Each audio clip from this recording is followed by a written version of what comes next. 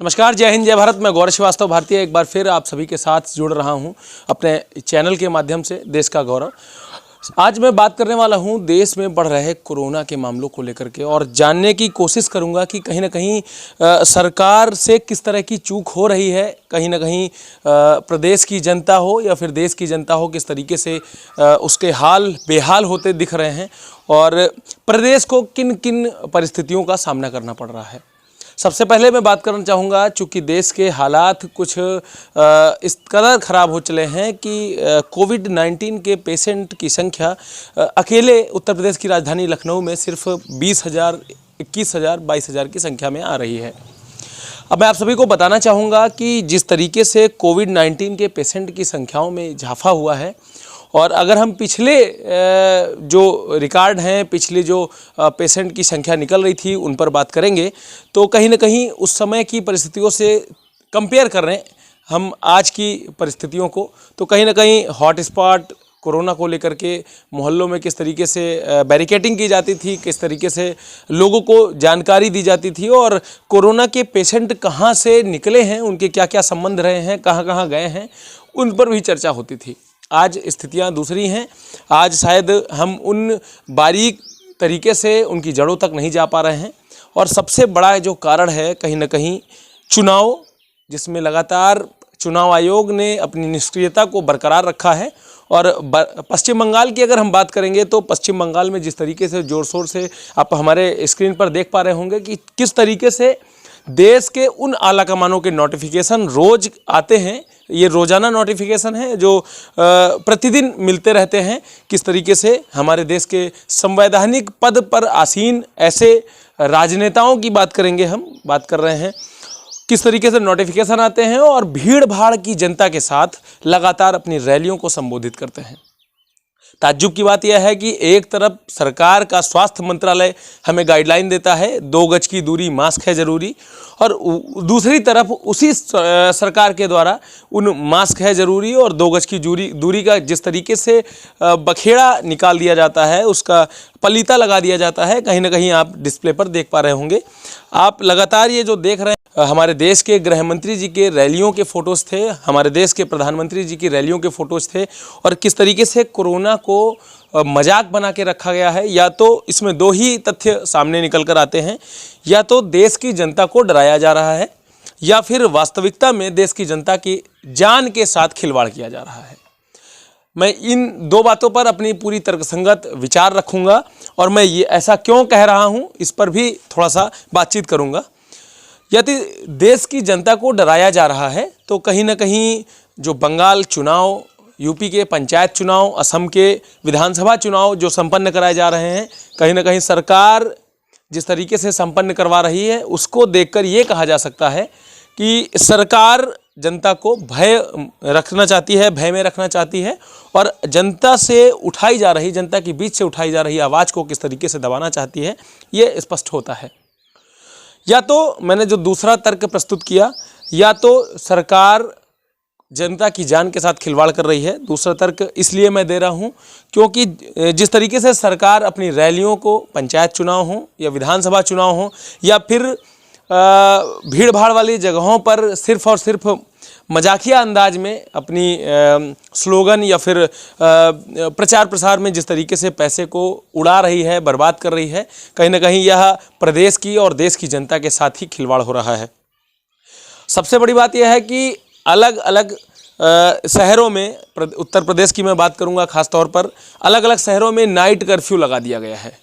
Night curfew का आलम यह है कि जो दबे कुचले लोग हैं, जो साधारण परिवार से लोग आते हैं और जो सीधे साधे व्यक्तित्व के साथ अपना जीवन यापन करते हैं, कहीं ना कहीं वह पुलिसिया शिकार हो जाते हैं उस समय, जो कि फंसे हुए, वास्तव में फंसे हुए होते हैं और घर जा रहे होते हैं या फिर किसी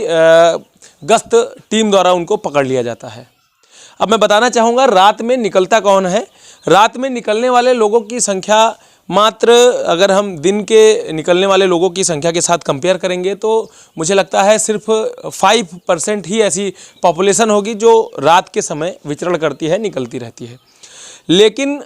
जो बड़े शहर हैं जैसे कि दिल्ली और भी मुंबई और इस तरह के जो बड़े शहर हैं, यहाँ पर तो ऐशो अय्याशी के लिए लोग निकलते रहते हैं। लेकिन छोटे शहरों में जिस तरीके से कर्फ्यू को तवज्जो दी गई है, कहीं ना कहीं यह उन मजबूर लोगों के साथ मजाक हो रहा है जो अपनी मजबूरी के कारण रात को निकलते हैं और पुलिस के दायरे में आकर, पुलिस पेट्रोलिंग पार्टियों के दायरे में आकर के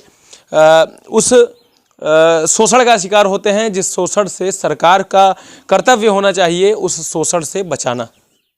अब मैं बात अपनी कहना चाहूँगा प्रदेश और देश की स्वास्थ्य व्यवस्था को लेकर के। पिछले दिनों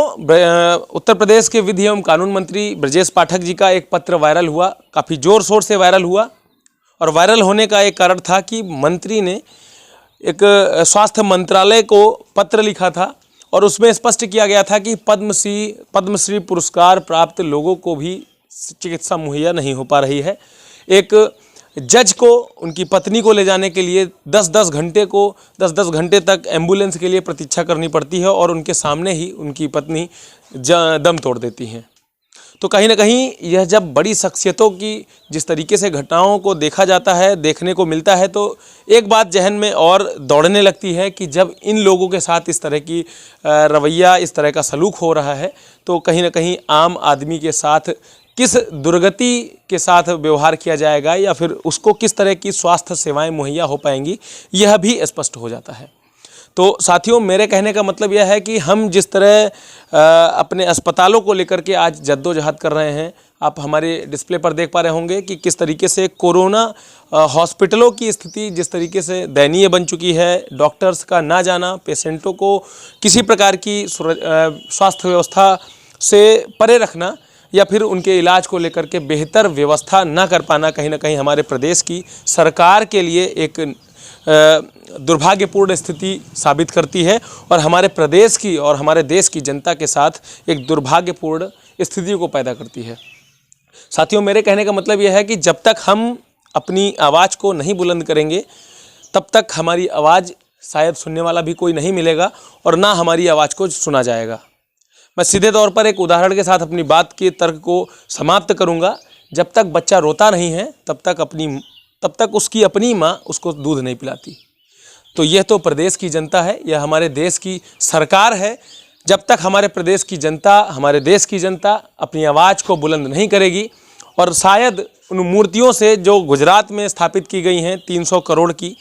उतनी मूर्तियों के अगर बजट राशि को प्रदेश की और देश की जनता के लिए, स्वास्थ्य व्यवस्था के लिए अगर दे दिया जाता, तो शायद आज स्थिति इतनी दुर्भाग्यपूर्ण नहीं होती। सवाल आपको स्वयं अपने से करना है और यह जानने की आवश्यकता है कि आज हम कहाँ हैं। यदि हमें आकस्मिक चिकित्सा की व्यवस्था की आवश्यकता पड़ती है, तो हमें क्या वह चिकित्सा व्यवस्था आसानी से उपलब्ध हो पाएगी? क्योंकि जिस तरीके से हालात कुछ अलग दिख रहे हैं, एक मंत्री के फ़ोन करने के बावजूद एम्बुलेंस 10-10 घंटे तक नहीं पहुंचती है, एक मंत्री को स्वास्थ्य मंत्रालय के लिए पत्र लिखना पड़ रहा है, तो कहीं ना कहीं आप साधारण लोग इस स्वास्थ्य व्यवस्था के महकमे से किस तरीके से लड़ेंगे या लड़ने की स्थिति उत्पन्न हो रही है, यह काफ़ी चिंताजनक है और देश के लिए एक बड़ा संशय उत्पन्न करती है। लगातार हमारे साथ जुड़े रहने के लिए आप यदि हमारे YouTube चैनल को देख रहे हैं तो सब्सक्राइब करें और बेल आइकन जरूर दबा लें, जिससे हमारी अपडेट लगातार मिलती रहे। यदि आप हमें फेसबुक पर देख रहे हैं तो हमारे पेज को फॉलो कर लें और ज़्यादा से ज़्यादा वीडियो शेयर करके हमारे मनोबल को मजबूत करें। जय हिंद, जय भारत।